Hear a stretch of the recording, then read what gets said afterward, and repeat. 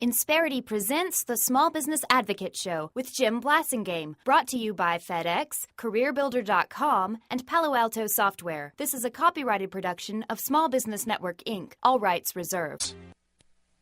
He inspires small business. We can teach these barbarians a lesson in Western methods and efficiency that will put them to shame. He tells it like it is. I realize how difficult it's going to be in this godforsaken place where you can't find what you need, but there's the challenge. He's Jim Blasingame, the small business advocate. With all due respect, sir, I believe this is going to be our finest hour. Welcome back, 34 after the hour. Thank you very much for joining me. Thanks for hanging out with me. Always a pleasure to continue to be with you. Anita Rosen is our guest. Anita is a long-time let's see, what do we got here? Coming up on more than 11 years as a member of our Brain Trust. She's one of the pioneers of the Internet. I'll tell you that. They hired her when she was right out of elementary school. And she is the author of a number of books, including E-Learning 2.0, and she's our good friend, Anita Rosen. Welcome back. Well, it's great to be back. It's good to have you back, as always. So you have something to say today to us about how to see if our web strategy is working or not, right? Well, I think it's something that you've probably spent some time with. A little bit. Yeah. You put together programs. How do you know if they're effective? How do you know if they're working? So let's talk about what a strategy is to start with. Let's identify. Thank you very much. Let's identify what we need to be, because Thank you very much. You just said the basic thing. This isn't my first goat roping, Anita. Yes. We have before we measure, we have to have something to measure. Exactly. That's my point. So what would be an example of that? Well, so the example is, let's say you're going to do something like Groupon, which is it's a coupon. It's just all you're doing is sending out an electronic coupon, and you send it out to a bunch of people, and you say, buy one get one free, or whatever it is to pull in people into your store. Right. Before you do that, what is your goal? Why are you doing it? Mm-hmm. You're saying, well, I'm pulling people into my store. I'm just saying store because I think that's the easiest thing to say. But you could be a dentist, and you might say, and that's your store. Whatever your business is, you want to pull people in. So beforehand, really, what's your goal? Is your goal just to get people to know that you exist? Mm-hmm. Is your goal to have people physically walk through your door? What is your goal beforehand? You need to nail it down what your goal is. Mm-hmm. And then you need to look at this and say, how many possible people do you think could walk through, and how much is this going to cost me? Right. Oh, yeah. Of course, Groupon is a pretty extreme example because it's very dramatic. I mean, it's a pretty aggressive type of campaign. It's more aggressive than, say, just doing a local search indexing. Right.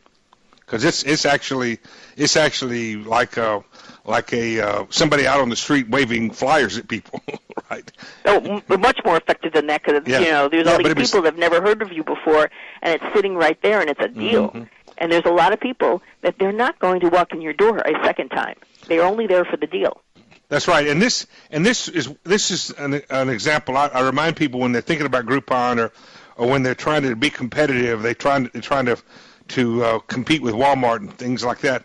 I remind them, hey folks, you're a small business. How many customers could you handle? I mean, what if everybody in town came to see you today? You couldn't handle it. It's not. You got to be smart about who you're pitching to and what you're going to charge them. Right. And how much it's going to cost you. Yeah. How much are you going to lose for everything you sell? There have been people who a good Groupon campaign, a really highly, unbelievably effective Groupon campaign, put them out of business. Yeah. So you have to think about these things. And what it is what happens before. Mm-hmm. A lot of times all we're thinking about is the actual campaign and what the words are in the campaign, as opposed to what's your goal. Because a lot of times when people really look down and think about what their goal is, the campaign they're planning on doing isn't the right campaign. Mm-hmm. And what would be another example of a campaign? I mentioned having a local search index, being really, really targeted, really properly indexed for local search. Wouldn't that be a really good strategy, part of a strategy so that and one way to measure that would be to say, okay, am I getting people in the door, for example, who are tourists? Right. Are people coming in the door who are from out of town? Are we getting calls from people? That would be a good way to know if the local search was working, wouldn't it? That would be a great way to know, is it more than just customers? Right. The people that are already... The local folks, yeah. The people that have already been walking through your door. If somebody goes on their smartphone and searches for, as I always say, pepperoni pizza in Peoria, if you have a pizza parlor in Peoria, are people coming in from that you never saw before that are from out of town? That's how then you know it's effective. Yeah. But if they're not, then or if you haven't done any of that indexing, and obviously people aren't coming into town, that you need to look into that. So we're talking about some of the strategic steps you're taking to get customers to come to your business from an online source, and how do you measure that? And we're going to do some more of this with our good friend Anita Rosen after these messages. Stay with us. Insperity presents the Small Business Advocate Show with Jim Blasingame, brought to you by FedEx, CareerBuilder.com, and Palo Alto Software. This is a copyrighted production of Small Business Network, Inc., intended for the private use of our audience. Except as otherwise provided by copyright law, all other copying, redistribution, or publication without prior written consent is prohibited. All rights reserved.